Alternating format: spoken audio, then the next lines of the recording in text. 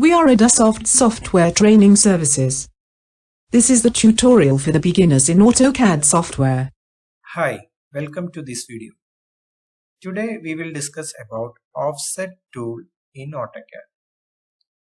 This is a modifying tool in AutoCAD. Using offset tool, you can offset an object at a specified distance or through a point. Offset tool is more convenient in the drawings, contain many parallel lines and curves. For example, generally we use offset command to draw an architecture plan. Let's move to the video to know more about offset. For demonstrating offset tool, here I draw a line. Go to Home tab. You can see the offset tool icon under Modify panel.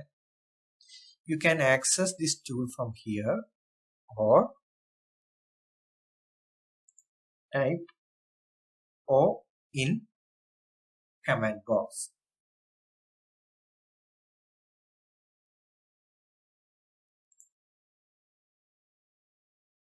First we want to specify the offset distance.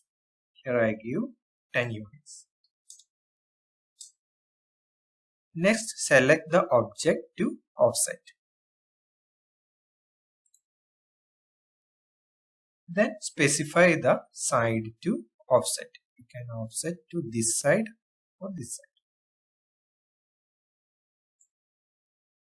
Now the offsetting is complete, but you are not exiting from this tool. So you can offset other lines in the same distance.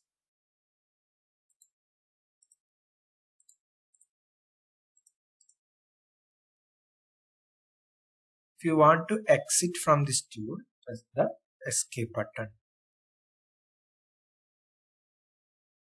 One more example I show for a offset.